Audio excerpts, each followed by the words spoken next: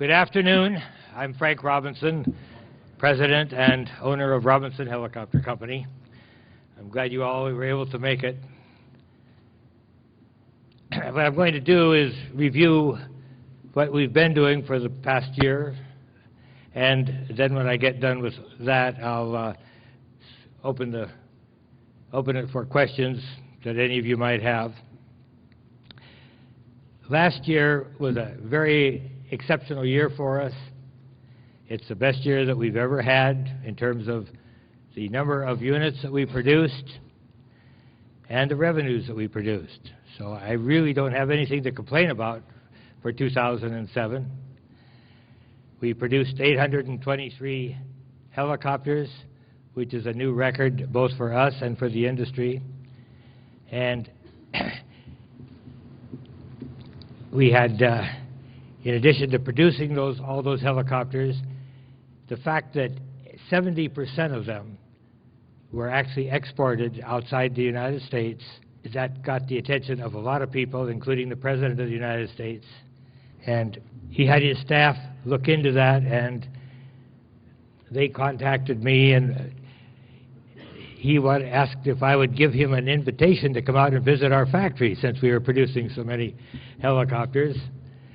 And also the fact that the helicopters that we produce, all the components, a very, very high percentage of everything that goes into that helicopter is all American made. And that really appealed to him. So he came out, he actually flew Air Force One out to LAX.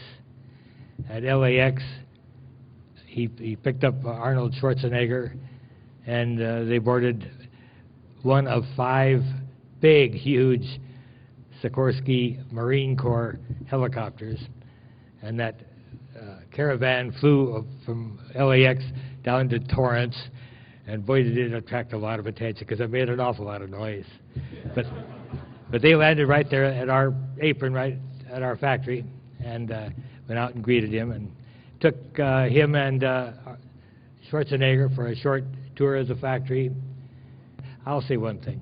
I can't say that I've always been in favor of Bush's politics, but he is very, very personable, and I've never seen anybody come through there on a factory tour that was as good at greeting the employees, and he just shook so many hundreds of employees' hands. I was amazed.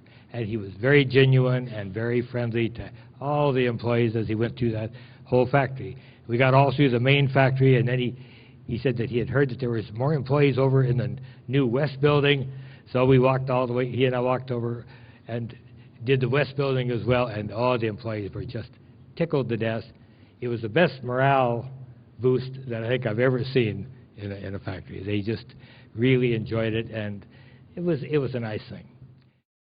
Aero-TV is brought to you by... Today, there is an affordable, high-performance, easy-to-own and easy-to-operate very light jet designed with you in mind. Far less expensive than any other twin-engine jet to buy, it is also the least expensive to own and operate.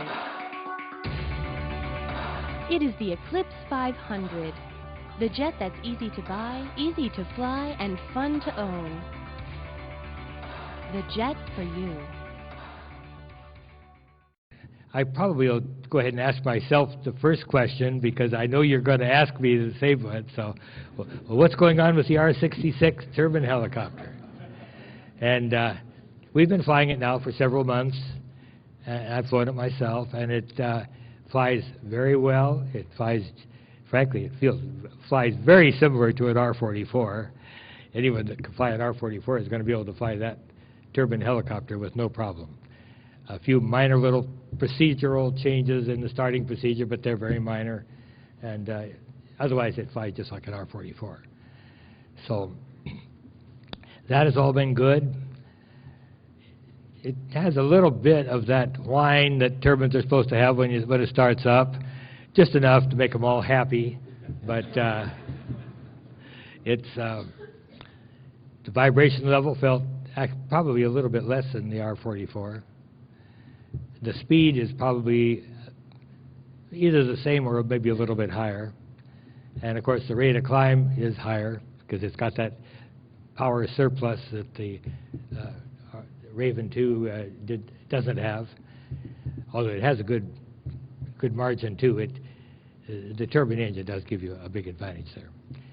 So everything is going well with it. It's going slow, a lot slower than it should. I get very impatient, but yet we want to be absolutely sure that we do everything right, that we have checked everything as we go along, that we don't have any surprises later on, and we don't really have a cash flow problem right now, so I don't have to do like I used to do with the R22 and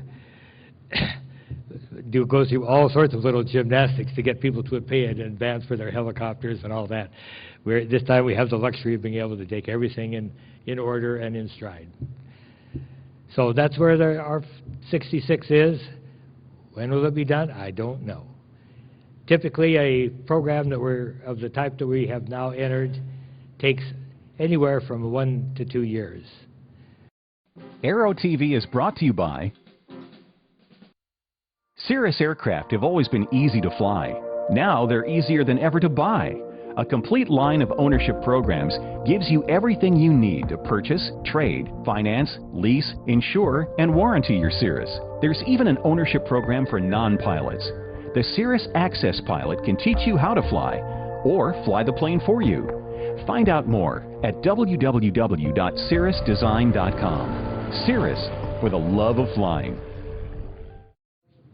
The one that we're flying today, now, finally, which we just got fairly recently, is a Rolls-Royce RR300 engine, and it is, I believe, very, very close to what will be the final production engine. Before we did a lot of testing with a kind of a modification of the, well, we used to call it the Allison 250, but it's gone through many evolutions as well.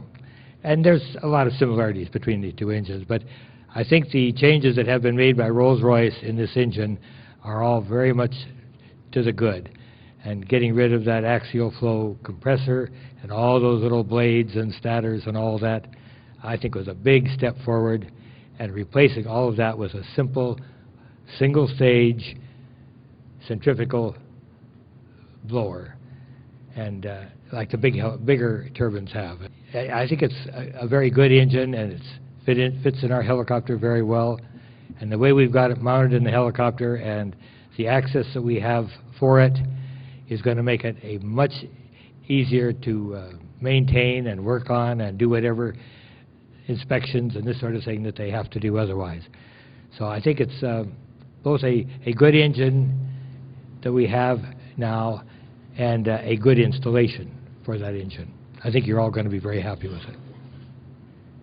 I personally would like to design a larger helicopter that was a utility helicopter that carried both additional cargo and 4 or 5 people.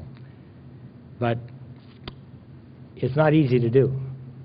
There's a lot of things that make it difficult to design one in that size range. If you want to have a really nice large area to carry a lot of cargo and building supplies and tools and stuff in, where do you put the door? How do you get in and out of it? And how do you handle the CG problems? And anyhow, we're looking at that, and we will in the future. But right now, we have our hands full with the R66.